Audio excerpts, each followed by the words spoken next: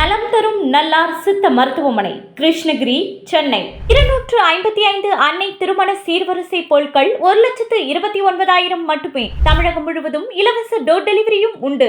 உங்கள் Annai stores and furniture, Guduvanchery, Kallakurichi மற்றும் திருவண்ணாமலை. வள்ளுவம் நேயர்களுக்கு வணக்கம். அரசியல் பேசு நிகழ்ச்சிக்கு உங்களை வரவேற்பதில் மகிழ்ச்சி. இன்று நம்மோடு இணைந்திருக்கிறார் அரசியல் திறனாய்வாளர் திரு ரவீந்திரன் துரைசாமி அவர்கள். சார் வணக்கம். சார் வணக்கம் ராபின். சார், ஜனநாயக திருவிழாவின் இறுதி நாள், முக்கியமான நாள். மக்கள் எல்லாம் ஆரவாரமாக ஓட்டு போட்டுட்ருக்காங்க. கிட்டத்தட்ட 15-20% வாக்குகள் பதிவாயிருக்கு. இப்போ களம் எப்படி இருக்குது? எப்படியும் மாலை 6 மணிக்குள்ளே எக்ஸிட் போல்ஸ்லாம் வெளியே வந்துடும் நினைக்கிறேன். களம் எப்படி இருக்குது? யாருக்கு சாதகமாக இருக்குது? மக்கள் ஏன் ஆரவாரமாக வந்து ஓட்டு போடுறாங்க? மக்கள் ஜனநாயக திருவிழாவில் ஆர்வமாக தான் இருக்கிறாங்க. என்னோட கணிப்பு டே ஒன்லேருந்து நான் ஒரே தன்மையில் தான் இருக்கிறேன். திமுக அணி ஸ்வீப் பண்ணும். காரணம், அவங்க அரித்மெட்டிக்கலி 50 விழுக்காடு வாக்கு பலத்தோடு இருக்கிறாங்க. தொடர்ந்து கண்டினியூவிங்காக 45 விழுக்காடுக்கு மேலே அவங்க 3 எலெக்ஷனில் பெற்றுட்டார். ஸ்டாலினுக்கு இமேஜுங்கிறது ஐயா விஜய் தூக்கி பிடிக்கக்கூடிய எம்ஜிஆர் ஜெயலலிதாவோட அந்த ரெக்கார்டெல்லாம் தாண்டி கலைஞருக்குள்ள எதிர்ப்பு ஸ்டாலினுக்கு இல்லாத வகையில் ஸ்டாலினோட புகழ் மேல் நோக்கி போயிட்டுருக்குது. இலவசங்கள் ஆதரவு நிலைப்பாடுங்கிறது ஸ்டாலினுக்கு பெரிய ஒரு பூஸ்டாட்டு பெண்கள் மத்தியில் பெருசாக போயிட்டுருக்குது. இலவசங்கள் எதிர்ப்புங்கிறது சீமானுக்கு இளைஞர்கள் மத்தியிலையும் படித்தவங்க மத்தியிலையும் ஒரு இதை கொடுக்குது. திராவிட ஆதரவுங்கிறது ஸ்டாலினுக்கு பெரிய இதை கொடுக்குது. திராவிட எதிர்ப்புங்கிறது சீமானுக்காக இருக்கிறது. பெரியார் இமேஜி ஸ்டாலினுக்கு பெரிய அளவில் பெரியார் இமேஜ் எடுக்கலை என்றாலும் விடலை, அவர் அது கொடுக்குது. பெரியார் எதிர்ப்புங்கிறது சீமானுக்கு இதை கொடுக்குது. அவரோட பிரதான எதிரியான எடப்பாடி பழனிசாமி மக்களவைத் தேர்தலில், இந்த தேர்தலில் என்டிஏ உள்ளே வரும்போது அந்த கெமிஸ்ட்ரி எப்படி இருக்குங்கிறது பெரிய கேள்விக்குறி. ஸ்டாலினுக்கு 47.3 விழுக்காடு பார்ட்டிஸ் அப்படியே நிற்கிறாங்க. கூடுதலாக முபாரக்கு தேமுதிக சேர்ந்திருக்கிறாங்க. இவருக்கு 23 விழுக்காடு வாக்கிலே 3 விழுக்காடு தேமுதிகவும் முபாரக்கும் வெளியே போயிட்டாங்க. குறிப்பாக இதில் தேமுதிக ரோல் வந்து ரொம்ப பெருசு.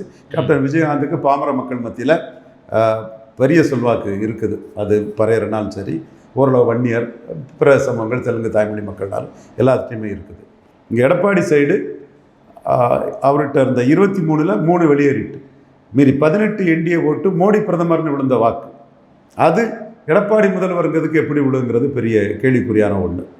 இந்த மோடி பிரதமர்னு விழுந்த வாக்கில் ராமதாஸும் இருக்கிறார். அவர் வந்து அன்புமணிக்கு எதிராக மிக கடுமையான இது பண்ணுறாரு. இதெல்லாம் மீறி தான் அன்புமணி அரசியல் களத்தில் நின்னாகணும், நாளைக்கு ஃபைட் பண்ணி ஆகணும். முக்குலத்தோர் வாக்கு இருக்குது, அதில் சசிகலா இதில் பெரிய பிரச்சனையை உருவாகிட்டு இருக்காங்க. ஓபிஎஸ் கான்ட்ரிபியூஷன் அதில் இருக்குது. ஓபிஎஸ் வந்து திமுக அணிக்கே போயிட்டார். தென் அண்ணாமலையோட உழைப்பு அதில் பெருசாக இருக்குது. அண்ணாமலை வந்து வெறும் பிரச்சாரம் தான் பண்ணுறாரே தவிர ஒப்புக்கு சப்பா ஏப்ப சாப்பையா ஏதோ ஒரு ஷோ பிரச்சாரம் தான் பண்ணிட்டு போகிறாரே தவிர சின்சியராக அவர் அந்த பிரச்சாரத்தை பண்ணலை. ஸோ இந்த 18 விழுக்காடு வாக்கு எப்படி எடப்பாடிக்கு டிரான்ஸ்ஃபர் ஆகுங்கிறது தான் பிரச்சனை. அது கெமிஸ்ட்ரி வந்து சரியாக இருக்காதுங்கிறது தான் கடந்த காலங்கள் நமக்கு காட்டுது. அடுத்தபடியாக விஜய் என்ட்ரி எம்ஜிஆர் ஜெயலலிதா பேரை சொல்லி என்ட்ரி பண்ணுறாரு. சீமான் பார்த்தீங்களா, இன்றைக்கி பூத்தில் பிரபாகரன் படத்தோடு வந்திருக்காங்க. பல இடங்களில் வேலுப்பிள்ளை பிரபாகரன் படத்தோடு வந்திருக்காங்க. பிரபாகரன், சீமான், இதுதான் எங்கள் அடையாளம்னு தமிழ் மக்கள், இளைஞர்கள், நியூ ஓட்டர்ஸ் வராங்க. விஜய் எம்ஜிஆர் ஜெயலலிதா, விஜய் தான் என் அடையாளம்னு எம்ஜிஆர் ஜெயலலிதா வச்சு ஒரு மன வலிமை என்று ஓட்டு பிச்சை எடுக்கக்கூடிய ஒரு வேலையை காட்டுறாரு. எனிவே அவர் வந்து எம்ஜிஆர் ஜெயலலிதாவை முன்னெடுத்து வரக்கூடிய ஒரு சூழ்நிலையில் அவருடைய தாக்கம் எடப்பாடியை தான் அதிக அளவு அடிக்கும். அவர் வேட்பாளரை நிறுத்தியிருக்கிறதும் அதிமுக அதிருப்தியாளர்கள் தான். அதுவும் எடப்பாடி பழனிசாமிக்கு வந்து பெரிய ஒரு பலகீனத்தை தான் கொடுக்குது.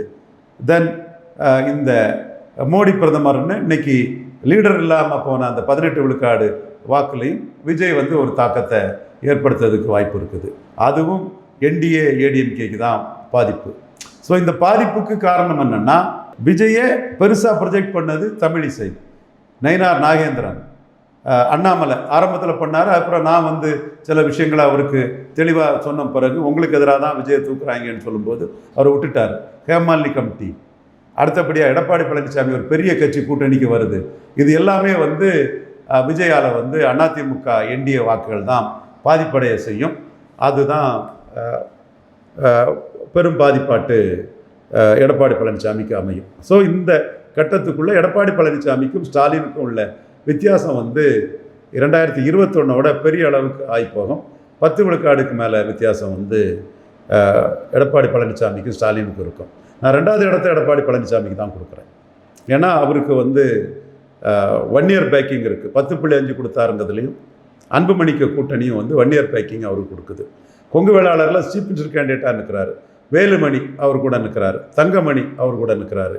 தென் பல வெள்ளாள கவுண்டர்கள் அவர் கூட நிற்கிறாங்க. பாஜக சிபி ராதாகிருஷ்ணன் வைஸ் பிரசிடெண்ட்டு பிரதிநிதித்துவத்தை கொடுத்துருக்குறாங்க. அண்ணாமலை, வானதி சீனிவாசன், இப்படி பாஜகவும் வெள்ளாள கவுண்டர்களுக்கு ஒரு முக்கியத்துவம் கொடுக்குறாங்க. ஸோ இந்த கொங்கு மண்டலத்தில் வெள்ளாள கவுண்டர்களோட ஒரு ஆதரவு அதிகம் வந்து எடப்பாடி கிடைக்குங்கிறது என்னுடைய பார்வை. இதில் செந்தில் பாலாஜி, முத்துசாமி, வெள்ளக்கோயில் சாமிநாதன், ஒட்டஞ்சத்திரம் சக்கரபாணி இவங்கெல்லாம் அமைச்சர்கள் தான். தோப்பு வெங்கடாச்சலம் ஒரு வாக்கெடுத்தவர் கூட இங்கே வந்திருக்காங்க பெருந்துறையில். பல கேண்டிடேட்ஸ் இன்னும் இவங்க எல்லாமே வந்து ஒரு வெள்ளாள கவுண்டர் வாக்கில் ஒரு பகுதியை எடுத்து நான் வெள்ளாள கவுண்டர் கன்சால்டேஷனில் மேற்கு மண்டலத்தில் திமுக அணி வெற்றி பெறதுக்கான வாய்ப்புகள் பிரகாசமாக இருக்குது. என்றாலும் எடப்பாடி பழனிசாமிக்கும் 2 பேக்கிங் கம்யூனிட்டி இருக்குது. மக்களவைத் தேர்தலில் அவர் தோத்தாலும் அவரை முன்னிறுத்தி தான் அந்த வாக்கை எடுத்தார். ஸோ எடப்பாடி பழனிசாமிக்கு எதிராக இன்னொரு ஆயுதம்ங்கிறது சசிகலா அம்மையார். அவங்க முக்குலத்தோர் எடப்பாடிக்கு எதிராக திருப்புறது மட்டுமில்லை, அவங்க வந்து பொதுவான ஜனங்களே எடப்பாடி ஒரு கிராப்பருங்கிற லெவலில் திருப்புறாங்க. அனிதா ராதாகிருஷ்ணன் தென் மாவட்டங்களில் அதிமுக பாஜக கேண்டிடேட்ஸை தோற்கடித்து தான் தென் மாவட்டத்தில் ஒரு அரசியல் சக்தி, பல மாவட்டங்களுக்கு ஒரு முக்கியமான அரசியல் சக்தின்னு தன்னை முன்னெடுக்கக்கூடிய இதில் அவர் வந்து களப்பணியில் ஈடுபட்டிருக்காரு. என் போன்றவர்களும் ஐயரும் நாடாரும் என்ன செய்திட முடியும்னு கேட்ட முதுன் பழனிசாமிக்கு பாடம் கொடுக்கும் வகையில் தென் மாவட்டத்தில் நாடார் வாக்குகளை எடப்பாடி பழனிசாமிக்கு எதிராக திருப்புற களத்தை நாங்கள் செய்திருக்கோம். அது இன்றைக்கி களத்தில் எதிரொலிச்சிட்டு தான் இருக்குது. கன்னியாகுமரி மாவட்டத்தில் நாடார்கள் எடப்பாடி பழனிசாமிக்கு எதிராக போகிறதுனாலும் சரி, நெல்லையிலனாலும் சரி, விருதுநகர்லாம் சரி, சென்னையிலனாலும் சரி, அது வந்து எடப்பாடி பழனிசாமி நாடார்களை ஜெயலலிதா அம்மையார் சேரசோழ பாண்டியர் தென்னிந்தியாவை ஆண்ட அரச மரபினர்னு சொன்னாங்க. அதை பன்னீர்செல்வம் கூட சிவந்தி ஆயத்தன் விழாவில் வந்து என்டால்ஸ் பண்ணாப்புல எடப்பாடி பழனிசாமி அதை எந்த இடத்துலையுமே பேசாத ஒரு தன்மையில் இருக்கிறாரு. நாடார் ரெப்ரசன்டேஷனை காலி பண்ணிட்டார். கன்னியாகுமரி மாவட்டத்தில் நாடார்கள் லாரன்ஸு, ராஜேந்திர பிரசாத், பச்சைமாலாம் அமைச்சராக இருந்தாங்க. இங்கே ஒரு சீட்டு கூட அதிமுகவில் கொடுக்கப்படலை. நாடார் வெற்றி பெறக்கூடிய நாங்குநேரி தொகுதி கூட்டணி கட்சி கொடுக்குறாரு. விருதுநகர் டிஸ்ட்ரிக்டில் நாடாருக்கு வாய்ப்பில்லை, சென்னையில் நாடாருக்கு வாய்ப்பில்லைன்னு சொல்லும்போது எடப்பாடி பழனிசாமிக்கு ஒரு பாடம் படித்து கொடுக்க வேண்டியது நாடார்களின் கடமைங்கிற ஒரு இது நாடார் சமுதாயத்துக்கு இருக்குது. ஸோ இந்த வகையில் பார்த்தா 2 சமுதாயத்தை தாண்டி எடப்பாடி பழனிசாமிக்கு ஒரு ஆதரவற்ற ஒரு சூழ்நிலை இருக்குது. எனவே இது என்டிஏ கூட்டணியில் இருக்கக்கூடிய எடப்பாடி பழனிசாமியை முக ஸ்டாலின் வந்து அனைத்து சமூகங்களின் ஆதரவை பெற்று மிக எளிதாக தோற்கடிக்க முடியும். இது ஸ்டாலினுக்கு ஒரு ஸ்வீப்பிங் மெஜாரிட்டியை கொடுக்கறதுக்கான வாய்ப்புகள் இருக்குது. 71 சொல்கிறாங்க. என்னை பொறுத்தவரையில் ஸ்டாலினுக்கும் எடப்பாடிக்குள்ள டிஃபரன்ஸை அனுகூல சத்துருவாட்டு, ஸ்டாலினுக்கும் உதயநிதி ஸ்டாலினுக்கும் அனுகூல சத்துருவாட்டு விஜய் வந்து பெரிய அளவு குறைப்பார். திமுகவுக்கு வரக்கூடிய கிறிஸ்தவ முஸ்லீம் வாக்குகள் வந்து முஸ்லீம் வாக்குகளில் சேதாரம் இருக்காது. கிறிஸ்தவர் வாக்குகள்லேயும் FC foreign regulation contribution act அதை ஸ்டாலின் எதுக்குறாரு, வில்சனை வச்சு பேட்டியெல்லாம் கொடுக்குறாருங்கிற ஒரு சூழ்நிலையில் அந்த வாக்காளர்களும் நமக்காக நின்று பாஜகவை தோற்கடிக்கிறது ஸ்டாலின் தாங்கிறதுல ஸ்டாலின் பக்கமே நிற்கிறதுக்கான வாய்ப்புகள் பிரகாசமாக இருக்குது. பல அரசியல் சூழ்நிலைகள் வந்து போலரைசேஷன், மணிப்பவர் எல்லாமே வந்து ஸ்டாலினுக்கு ஒரு சாதகமான சூழ்நிலை இருக்குது. ஸ்டாலின் பற்றி நான் இதுவரை பேசுனது எதுவுமே தவறாகலை. குறிப்பாக விக்கிரவாண்டியில் 55 விழுக்காடு வருவாருன்னே 63 வந்தார். 35 எம்பி ஜெயிப்பாருன்னு சொன்னேன். அவர் 39 ஜெயித்தார். 48 விழுக்காடு வருவாருன்னு சொன்னேன். 47.3 விழுக்காடு வந்தார். இப்படி ஸ்டாலினை பற்றி நான் சொன்னது எல்லாமே லாஜிக்கோடு தான் சொல்கிறது, சரியாக தான் இருந்திருக்கு. இதையும் லாஜிக்கோடு தான் நான் சொல்கிறேன். எடப்பாடி லீடர்ஷிப்புங்கிறது ஸ்டாலினுக்கு பெரிய ஒரு காஸ்ட் நியூட்ரல் இசை வேளாளர் ஸ்டாலினுக்கு வந்து ஒரு பெரிய இதாக இருக்குது. விஜய்க்கு இம்பேக்ட் வந்து 4ஆம் தேதி தெரியும். விஜய்க்கு இம்பேக்ட் இருக்குது. அந்த இம்பேக்டை செயற்கையாட்டும் செய்து காட்டுறாங்க.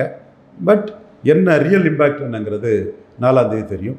விஜய் விஷயத்தில் விஜயை மையமாக வச்சு வரக்கூடிய ஆஸ்பிரேஷனல் ஓட்ஸை சீமான் வந்து ரியல் ஓட்டாக மாற்றுறதுக்கும் வாய்ப்பு இருக்குது. கருத்து கணிப்புகள் சீமானுக்கு வந்து 2021 சொல்லவே இல்லை, 6.5 எடுத்தார். 2024 ரொம்ப குறைச்சி வச்சாங்க, அவர் அன்றைக்கி 8% எடுத்தார். இப்போவும் கருத்து கணிப்புகளை மீறி கொள்கை அடிப்படையில் இலவசங்கள் எதிர்ப்பு, டாஸ்மார்க் எதிர்ப்பு, 29லையும் தனிச்சு நிற்பேன், இதுதான் சீமானுக்கு துணிச்சல். இந்திய கட்சிகள் வேண்டாம், திராவிட கட்சிகள் வேண்டாம்னு 29லையும் திமுக, அதிமுக, காங்கிரஸ், பாஜகவை எதிர்த்து தனிச்சே நிற்பேன்னு டிக்ளேர் பண்ணியிருப்பது. இது விஜய்க்கு ஒரு அரசியல் நிலைப்பாட்டை வந்து சந்தர்ப்பாத நிலைப்பாடுங்கிறத சீமான் எக்ஸ்போஸ் பண்ணுறாரு. இதெல்லாம் விஜய் சீமான் கம்பேரிசன். விஜய் ஒரு படங்களில் தான் இலவசத்தை எதிர்த்தார், நிஜத்தில் இல்லை என்பதெல்லாம் வந்து சீமானுக்கு லீடர்ஷிப்பை வந்து பெரிய அளவுக்கு உயர்த்ததுக்கான வாய்ப்புகள் இருக்குது. மேலும் சீமான் விஜய்க்கு பல மோசடித்தனங்களை எக்ஸ்போஸ் பண்ணார். இந்த தேர்தலுக்கு பிறகும் விஜய் வர்சஸ் சீமான் ஃபைட்டு தொடரத்தான் செய்யும். அதனுடைய தன்மைகளை இன்னைக்கு ஈவினிங்க்கு மேலே நான் தெளிவாக நான் சொல்கிறேன். ஓகே சார், இதில் கருத்து கணிப்பில் நம்ம எடுத்துக்கிட்டோம்னா திமுகவுக்கு, அதிமுகவுக்கு, விஜய்க்கெல்லாம் அள்ளி கொடுத்த எல்லா கருத்து கணிப்புகளுமே சீமானுக்கு 4-5% வாக்கு தான் வரும் அப்படி சொல்லிட்டு சொல்லியிருக்காங்க. ஒட்டுமொத்தமாக தமிழ்நாட்டு களத்தில் சீமானுக்கு ஆதரவு எப்படி இருக்குது சார்? இதுதான் விஜய் சொல்லக்கூடிய கடுப்பு கணிப்புன்னு தம்பி ஜோசப் விஜய் சொல்கிறார்ல, தம்பி உண்மையில எனக்கு பாசம் உண்டு, படத்தெல்லாம் நல்லா பார்ப்பேன் சொன்னார்ல, அது சீமானுக்கு தான் பொருந்தும். விஜய் சொன்ன கடுப்பு கணிப்பு சீமானுக்கு தான் பொருந்தும். காரணம், சீமானுக்கு 4 விழுக்காடு தான் தினத்தந்தி போட்டாங்க, 8 விழுக்காடு வந்தாப்புல. சீமான் ஓட்டு எடுக்க மாட்டாருன்னு தான் போட்டாங்க, நல்ல ஓட்டை எடுத்தார். சீமான கருத்து கணிப்பிலே வைக்கல. 2021 6.5 வாக்கு எடுத்து தினகரனையும் கமல்ஹாசனையும் தாண்டி சீமான் போனார். ஸோ இந்த கருத்து கணிப்பு தாண்டி தான் சீமான் 2 முறை சாதிச்சிருக்காரு. ஸோ கருத்து கணிப்பு கடுப்பு கணிப்புங்கிறது சீமான் உண்மையிலே அதை கிளைம் பண்ணக்கூடிய அளவுக்கு 2 முறை கருத்து கணிப்பை மீறி தான் வாக்கெடுத்திருக்காரு. இந்த முறையும் கருத்து கணிப்புகளை மீறி சீமான் வாக்கெடுப்பதற்கான சாத்தியக்கூறுகள் தான் மிக தெளிவாக இருக்குது. அது நாம் தமிழர் தம்பிகள் வந்து தெளிவாக பண்ணுறாங்க. இணையத்திலும் வந்து தெளிவாக விஜய்க்கும் சீமானுக்குள்ள டிஃபரன்ஸ் அவங்க தெளிவாக மக்கள் மத்தியில் கொண்டு வந்துட்டாங்க. விஜய் உறுதியற்ற தலைவர், சீமான் உறுதியான தலைவர். இலவச எதிர்ப்பு, டாஸ்மார்க் எதிர்ப்பு, தென் தொடர்ந்து தனிச்சை போட்டியிடுறது, காங்கிரஸ் எதிர்ப்பு, இதிலெல்லாம் சீமான் உறுதியான தலைவருங்கிறத மக்கள் மத்தியில் நாம் தமிழர் தம்பிகள் உலகம் ஃபுல்லாக உள்ளவங்க இடையத்தில் கொண்டு வந்திருக்க நம்ம அன்றைக்கி பார்க்குறோம். இதெல்லாம் சீமானுக்கு ஒரு பூஸ்டர் கொடுக்கணும் தான் நான் கருதுறேன். 4ஆம் தேதி தேர்தல் முடிவு எல்லாமே தெரியும்.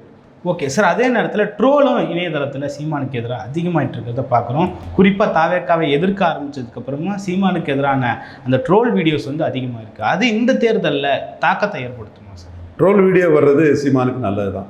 கில்லிங் இன் சைலன்ஸ் தவிர எல்லாமே சீமானுக்கு நல்லது தான். அதனால தான் நானே விஜய் அதை சொல்கிறாருன்னு என்கிட்ட கேள்வி கேட்க வரும்போது, விஜயை பற்றி நான் சொல்கிறத கேளு, அவர் சொல்கிறத சொல்லதுக்கு பதில் சொல்ல நான் வரலன்னு எல்லா பேட்டியாளர்கள்ட்டையும் நான் சொல்லுவேன்.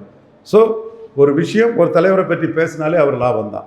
நாம் அந்த தலைவருக்கு நெகட்டிவை மட்டும் பேசும்போது தான் அந்த தலைவருக்கு நஷ்டத்தை கொடுக்கும். சினிமாவில் இலவசத்தை ஏற்றவர் நிஜத்தில் இலவசத்துக்கு ஆதரிக்கிறாரு.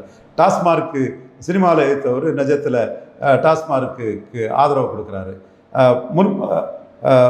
முதுகெலும்பு இல்லாமல், துணிச்சல் இல்லாமல் தனித்து நிற்க அடுத்த தேர்தலில் முடியாதுன்னு காங்கிரஸை இப்போவே வால் பிடிக்கிறாரு.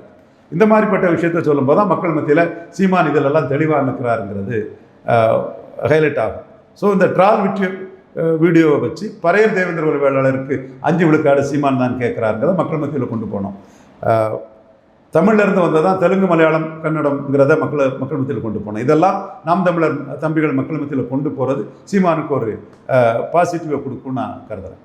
ஓகே சார், லண்டனில் ஒரு 2-3 நாளைக்கு முன்னாடி சீமான் அவர்களோட வேட்பாளர்களை ஆதரித்து அவரோட படங்களை முன் வச்சு போட்டு பாருங்க ஓட்டை, அப்புறம் பாருங்கள் நாட்டைன்னு சொல்லிட்டு லண்டன் வாழ் தமிழர்கள் அங்கே ஒரு மிகப்பெரிய ஒரு பரப்புரையை பண்ணியிருந்தாங்க. அதை நீங்கள் பார்த்துருப்பீங்கன்னு நினைக்கிறேன். எப்படி எல்லா நாடுகள்லையும் தமிழர்கள் இதை பண்ணுறாங்க. அதைத்தான் பல இடங்களில் இன்றைக்கி காலையிலே வந்து பிரபாகரன் சீமான் தமிழின தலைவராக, மலையாளி எம்ஜிஆர், கன்னடர் ஜெயலலிதா ப்ளஸ் நடிகர் விஜய் தமிழின தலைவரான்னு பல இடங்களில் இன்றைக்கி வாக்குப்பதிவோட உலகமெல்லாம் வரக்கூடிய கேள்வி வந்து அதன் தொடர்ச்சியாக தான் இன்றைக்கி வந்திருக்கு. ஸோ சீமான் காரைக்குடியில் எப்படி இருக்குது அவருடைய களம்? காரைக்குடியில் ஒரு லீடராக சீமான் வெற்றி பெறதுக்கான வாய்ப்புகள் இருக்குது. லீடர்ஷிப் குவாலிட்டிக்கு வந்து ஒரு வாக்கு இருக்குது. சீமான் 1 விழுக்காடு எடுக்கும்போது கடலூரில் ஒரு 7 விழுக்காடு எடுத்தார். 6.5 எடுக்கும்போது 20 விழுக்காடுக்கு மேலே எடுத்தார். ஸோ இன்றைக்கி வந்து அவர் 8 விழுக்காடு எடுத்தவர் அங்கீகரிக்கப்பட்ட கட்சியாட்டு ஒரு தலைவராக காரைக்குடியில் நிற்கிறாரு. ஒரு லீடராக சீமான தமிழர்கள் ஏற்றுக்கொள்ளுங்கிற அடிப்படையில் உலகளாவிய தமிழர்கள் சீமானுக்காக நிற்கிறாங்க. அது அவருக்கு ஒரு வெற்றி வாய்ப்பு கொடுப்பதற்கான சாத்தியக்கூறுகள் இருக்குது. ஓகே, இளைஞர்கள் முழுக்க காரைக்குடியில் எப்படியாவது சீமானை ஜெயிக்க வச்சிருங்கன்னு சொல்கிறாங்க. ஆர்கே சுரேஷ் வந்து ஆதரவு கொடுத்துருக்காரு, நிறைய இயக்குநர்கள் ஆதரவு கொடுத்துருக்காங்க. அந்த ஆதரவோடு அங்கே ஏதாவது ஒரு மாற்றம் நிகழுமா சார்? லீடருங்க முறையில் சீமானுக்கு அதில் வெற்றி வாய்ப்பு இருக்குது. அதிமுக 30 விழுக்காடு எடுக்கும்போது எம்ஜிஆர் அருப்புக்கோட்டையில் 60 எடுத்தார். ஜெயலலிதா 20 விழுக்காடு கிட்ட எடுக்கும்போது போடியில் 50 எடுத்தாங்க. விஜயகாந்த் 8 விழுக்காடு எடுக்கும்போது அவர் விருத்தாச்சலத்தில் 40 கிட்ட எடுத்தாங்க. தோல்வி அடைஞ்சாலும் கூட 2.5 விழுக்காடு எடுக்கும்போது கமல்ஹாசன் 30 எடுத்தார். தினகரன் 2.5 எடுக்கும்போது 30 தாண்டினார். விஜய்க்கும் பொருந்தும், சீமானுக்கும் பொருந்தும், பொறுத்திருந்து பார்ப்போம். ஓகே சார், விஜய் அவர்கள் சொல்லியிருக்காரு, இந்த தேர்தல் முடிஞ்சதுக்கப்புறமா திமுக கட்சியை காப்பாற்றிக்கிறதுக்காக பாஜகவோடு போயிடுவாங்க, பாஜகவோடு அடிபணிஞ்சிருவாங்க அப்படின்ற மாதிரி பேசி. இதெல்லாம் செத்து போன இத்து போன சொத்தவாதம். இந்த வாதங்களெல்லாம் முறியடித்து தான் திமுக வந்து 3 எலெக்ஷனில் ஜெயித்து எம்ஜிஆர் ஜெயலலிதா கருணாநிதியோட பெரிய தலைவராட்டு இருக்கிறாப்புல. மிரட்டல்ங்கிற அடிப்படையில் ஸ்டாலின் பேசுனதுக்கு அண்ணாமலை தான் மோடிக்காக எங்கள் பதிலை கொடுத்தாரு. ஃபாரின் ரெகுலேஷன் கான்ட்ரிபியூஷன் ஆக்டுங்கிறது என்ஜிஓக்களை பாதிக்கக்கூடியது, அதை ஸ்டாலின் தான் எதிர்த்தார். அதே மாதிரி நிர்மலா சீதாராமன் கிட்ட ஸ்டாலின் தான் எதிர்த்து அறிக்கையெல்லாம் விட்டு போராடினார். அந்த நெல் சம்மந்தப்பட்ட விவகாரத்தில் டீலிமிட்டேஷனை ஸ்டாலின் தான் கருப்பு கொடியை ஏந்தி ஒரு போராட்டம் நடத்தி பெரிய அளவுக்கு பண்ணார். இப்போ இது எதுவுமே செய்யாத விஜய் சும்மா வெறும் வார்த்தையில் பேசிகிட்டு இருக்கிறது எடுபடாது. இது வந்து எடப்பாடி 2024 இதை சொன்னார், எடுபடலை. சீமான் இதை தொடர்ந்து சொல்லிகிட்டு இருக்கிறாரு, அது ஸ்டாலினுக்கு எந்த பாதிப்பும் ஏற்படுத்தலை. அதே மாதிரி விஜய் இப்படி சொல்கிறதும் ஸ்டாலினுக்கு எந்த பாதிப்பும் ஏற்படுத்தாது. கலைஞர் மாதிரி ஒரு கூட்டணியை மாறிக்கிட்டு அது விளக்கம் சொல்லாமல் பிரின்சிபல்டு பொலிட்டிஷியனாட்டு ஸ்டாலின் தொடர்ந்து மோடியை ஏற்றுட்டு இருக்காங்கிறது தான் உண்மை. விஜயை பொறுத்தவரை பாசிச பாஜகன்னு சொன்னதே இப்போ சொல்கிறதே விட்டுட்டார். ஸோ விஜய் தான் கூட்டணிக்காக காங்கிரஸ் இல்லைன்னா பாஜகன்னு ஓடுறாரே தவிர ஸ்டாலின் வந்து வெற்றி பெற்ற ஸ்டாலின் வெற்றி பெற்ற அணியிலேயே தொடர்றாரு. இது ஏற்கனவே சீமான் சொன்னது, எடப்பாடி சொன்னது புதுசு இல்லை. பழைய அறத பழசான இந்த திமுக பாஜக கூட்டணி அறத பழசான விஷயத்தை விஜயும் சொல்கிறாருங்கிறதா உண்மை. ஸ்டாலின் இதெல்லாம் இந்த குற்றச்சாட்டுகளெல்லாம் மீறி தான் கிறிஸ்டின் முஸ்லீம் ஓட்டுகளை கன்சால்டேட் பண்ணி தொடர்ந்து ஜெயித்துட்ருக்கிறார். ஓகே சார், அதே நேரத்தில் சொல்கிறாரு 10 தோல்வியை சந்தித்த ஒருத்தர் அனுபவஸ்தர் என்னை பற்றி இப்படி பேசுகிறாரு அப்படின்னு சொல்லிட்டு பேசியிருக்காரு. எடப்பாடி பழனிசாமியை சொல்கிறாரா இல்லை சீமான் அவர்களை சொல்கிறாரா? 10 தோல்வியை சந்தித்ததுங்கிறது எடப்பாடி பழனிசாமியை தான் சொல்கிறார். அவராக 10 தோல்வியை சந்தித்தார். சீமான் தோல்வியை தான் சந்திக்கிறார். ஆனால் களத்தை விட்டு ஓடிய கோளை நாயாட்டு விஜய் விக்கிரவாண்டி ஈரோடு கிழக்கு களத்துக்குள்ளே வரலையே. சீமான் தோல்வியை சந்திக்கிறார். நீங்கள் 2024 கட்சி ஆரம்பிச்சு லெட்டர் பேடாக தானே களத்துக்குள்ளே இருந்தீங்க, களத்துக்குள்ளே வரலையே. இதுவரை களத்துக்குள்ளே வராதவர் இதை சொல்கிறதுல அர்த்தம் இல்லை. நீங்கள் களத்துக்குள்ளே வந்து சாதிச்சுட்டா சொல்லலாம். கிளைம் யார் வேணாலும் என்ன கிளைம் வேணாலும் பண்ணலாம். 234 தொகுதியும் நான் தான் ஜெயிப்பேன்னு எடப்பாடி பேசலாம், ஸ்டாலின் பேசலாம், விஜய் பேசலாம், சீமான் பேசலாம். காரணம் 234 நீங்கள் போட்டிருக்கீங்க. சசிகலா நாம் நிறுத்தின வேட்பாளர்லாம் ஜெயிப்பாங்கன்னு சொல்லலாம். இது கிளைம். வெறும் கிளைமுக்கு நம்ம பெருசாக அலட்டிக்க வேண்டிய அவசியம் இல்லை. You have to prove. Seeing is believing. நீங்கள் ப்ரூவ் பண்ண வேண்டிய இடத்துல விக்கிரவாண்டி ஈரோடு களத்தில் களத்தை விட்டு ஓடிட்டீங்க. பார்ட் டைம் பொலிட்டிஷியன் ஆட்டு லெட்டர் பேடை கட்சி ஆரம்பிச்சு லெட்டர் பேடாக இருந்தீங்க 2024. ஸோ இது கிளைம் யார் வேணாலும் கிளைம் பண்ணலாம். அது அவருக்கு விஜய்க்கு அந்த உரிமை இருக்குது, எடப்பாடிக்கு இருக்குது, ஸ்டாலினுக்கு இருக்குது, சீமானுக்கு இருக்குது, சசிகலாவுக்கு இருக்குது, ராமதாஸுக்கு இருக்குது, எல்லா சுயேட்சைகளுக்கு இருக்குது. It is a claim, other nothing more than that. Okay sir, இந்த ஸ்டேட்மெண்ட் மூலிமா எடப்பாடி பழனிசாமி வீக் பண்ணி 2வது பொசிஷனுக்கு வரணும்னு விஜய் நினைக்கிறாங்க சார்? எடப்பாடி பழனிசாமியை வீக்கன் பண்ணால் தான் 2வது பொசிஷனுக்கு வர முடியும். அதில் எந்த மாற்றமும் இல்லை. ஸோ அதற்கான முயற்சியில் அவர் ஈடுபடுறது அவருக்கு உரிமை, அதை நாம் சொல்லலை. அதை எப்படி தடுக்க போகிறாருங்கிறது எடப்பாடி பழனிசாமியோட வியூகத்தை பொறுத்து இருக்குது. விஜய் என்ன தாக்கத்தை சார் ஏற்படுத்த போகிறார்? ஏன்னா எல்லாரும் சொல்கிறாங்க 16, 17, 20% ஓட்டெல்லாம் வாங்குவாருன்றாங்க. எப்படி சார் எடுத்துக்கலாம் சார்? விஜய் தாக்கம்ங்கிறது விஜய்க்கு இரட்டை வேடத்தை சீமான் மக்கள் மத்தியில் கொண்டு போய் விஜய்க்கு ஆஸ்பிரேஷன்ஸ் ஓட்டை நிஜ ஓட்டாட்டு சீமான் கொண்டு வரணும். அதற்கான தாக்கத்தை கமல்ஹாசன் மூலமாக சீமானுக்கு கிடச்சிது, தினகரன் மூலமாக கிடச்சிது, அண்ணாமலை மூலமாக கிடச்சிது, விஜய் மூலமாக கிடைக்குதாங்கிறத பொறுத்திருந்து பார்ப்போம். ஓகே சார், அதே நேரத்தில் அவரோட பர்சனல் இஷ்யூ சம்மந்தப்பட்ட வழக்கம் வருது, ஜனநாயகன் வழக்கம் வருது. இதெல்லாம் விஜய்க்கு ஏதாவது பாதிப்பை ஏற்படுத்துமா? பர்சனல் இஷ்யூவை பற்றி ஒன்றும் இல்லை, அது அவருக்கு பர்சனல். ஜன விஷயத்தில் இருந்து பாசிச பாஜகன்னு சொல்கிறத விட்டுட்டார். இல்லை தேர்தல் களத்தில் இது ஏதாவது பாதிப்பை உண்டு பண்ணுமா? பாசிச பாஜகங்கிறத விட்டுட்டார்ல, ம், அது அவருக்கு பாஜக எதிர்ப்பை கைவிட்டுட்டார்ல. Okay sir. அன்புமணி ராமதாஸ் அவர்கள் வந்து மாம்பழ சின்னத்தில் போட்டிடுறாரு. அதே நேரத்தில் ஐயா ராமதாஸ் அவர்கள் மாம்பழத்துக்குள்ளே விஷம் போயிடுச்சுன்னு சொல்கிறாரு. பாமகக்குள்ள ஒரு பெரிய சலசலப்பை இது ஏற்படுத்தியிருக்கு. அந்த சின்னத்துக்கு வாக்களிக்கிற மக்களோட மனநிலை எப்படி இருக்கும்? அன்புமணி 18 விழுக்காடு வாங்கி ஒரு பிளேயராக இருக்கிறார். ராமதாஸ் ஒரு சபடேஜராக இருக்கிறார். அன்புமணியை பொறுத்தவரையில் அவர் திமுக எதிர்ப்புங்கிற ஒரு நிலைப்பாட்டை எடுத்து தெளிவாக நின்னதில் எடப்பாடி பழனிசாமியும் திமுக எதிர்ப்புங்கிற அந்த நிலைப்பாட்டில் தெளிவாக நின்று 18+1ங்கிறத வாங்கிட்டார். ஐயா டாக்டர் ராமதாஸை பொறுத்தளவில் அவர் வந்து பார்கெனிங் பவர் இருக்குன்னு ஒரு பொலிட்டிக்ஸ் பண்ணார். திமுக தன்னை கூட்டணியில் சேர்த்துக்கிறன்னு பெருசாக நம்பினார். ஸ்டாலின் அதில் சுருவிடாக பரையர் சமூக அந்த முக்கியத்துவத்தும் திருமாவளவனுக்கு முக்கியத்துவமும் முக்கியமானது கட்சிகளில். வன்னியர்களை பொறுத்தளவில் தன் கட்சி சார்பாக இவர் துரைமுருகன், சபா ராஜேந்திரன், குறிஞ்சிப்பாடி பன்னீர்செல்வம், ஆண்டிமடம் சிவசங்கர், தென் பனைமரத்துப்பட்டி ராஜேந்திரன், இப்படி எக்கச்சக்க வன்னியர்கள் வேட்பாளர்கள், செந்தில்குமார் தருமபுரி பழைய எம்பி, இன்னும் எக்கச்சக்க பேர், நிறைய பேர் லெவலில் ஒரு 27க்கு மேலே வன்னியர் கேண்டிடேட்டை போட்டு மற்ற தேமுதிக அவங்களும் அழகாபுரம் மோகன்ராஜ் ஒரு வன்னியர் போட்டிருக்காங்க. தேமுதிக மூலமாக தெலுங்கு தாய்மொழி மக்கள், திருமாவளம் மூலமாக பரையர் சமூக மக்கள், காங்கிரஸ் மூலமாக கிறிஸ்டின் முஸ்லீம் ப்ளஸ் ப்ரோ வன்னியருங்கிற லெவலில் கன்சால்டேட் பண்ணால் போதும். டாக்டர் ராமதாஸை கூட்டணிக்குள்ளே சேர்க்கறது திருமாவளவன் ராமதாஸ் இதில் பிரச்சனை ஆயிரும், திருமாவளவன் கான்ட்ரிபியூஷனில் சிக்கலாயிருங்கிறதுல அவர் ஒரு முடிவெடுத்தனால ராமதாஸ் ஒரு கூட்டணியில் சேர்க்கல. ஸோ இந்த சூழ்நிலையில் அவர் ஒரு அணிக்குள்ளே சேர முடியாத நிலைமையில் தனிச்சும் கேண்டிடேட்டாக போட்டு அது அன்புமணியை பலகீனப்படுத்துகிற வேலையை டாக்டர் ராமதாஸ் பார்க்குறாரு. Okay sir. இந்த தேர்தலில் கூட்டணி கட்சிகள் மிக முக்கியமான பங்கு இருக்குது. அதுவும் குறிப்பாக தேசிய கட்சிகளான காங்கிரஸ், பாஜக என்ன தாக்கத்தை ஏற்படுத்த போகிறாங்க? சீட்ஸ் ஏதாவது கன்வெர்ட் ஆகிறதுக்கான வாய்ப்பு இருக்கா? முன்ன இருந்த சீட்ஸ் வர்றதுக்கான வாய்ப்பு இருக்கா? காங்கிரஸ் திமுக அணி வேவில் காங்கிரஸ் தப்பிடுவான், பிஜேபி தப்புறது தான் கஷ்டம். ஓகே. அதே போல் விடுதலை சிறுத்தை, தேமுதிக இவங்க 2 பேருக்கு என்ன நடக்க போகுது? அவங்க காம்பினேஷன் நல்லா தான் இருக்கு. ஓகே. திருமாவளவனும் சொல்லியிருக்காரு, திருமாவுக்கு வந்து தேமுதிக வாக்கு பலம், தேமுதிகவுக்கு திருமா வாக்குகள் பலம். ஓகே. சீமான் அவர்கள் அங்கீகரிக்கப்பட்ட கட்சியாக மாறினதுனால இந்த பேலட் பாக்ஸில் முதல் 2-3 இடத்துலையே அவர்களுடைய கட்சியினுடைய வேட்பாளர்கள் எண்ணிக்கையில் வந்திருக்காங்க சார். அது நாம் தமிழருக்கு ஒரு பெரிய ப்ளஸ்ஸாக இருக்குது. கண்டிப்பாக ப்ளஸ் தான். நாம் தமிழருக்கு ப்ளஸ்ஸு. விஜய்க்கு இரட்டை வேடத்தை இவங்க இணையத்தில் அம்பலப்படுத்தி வர்றது தான் இவங்களுக்கு பெரிய ப்ளஸ்ஸு.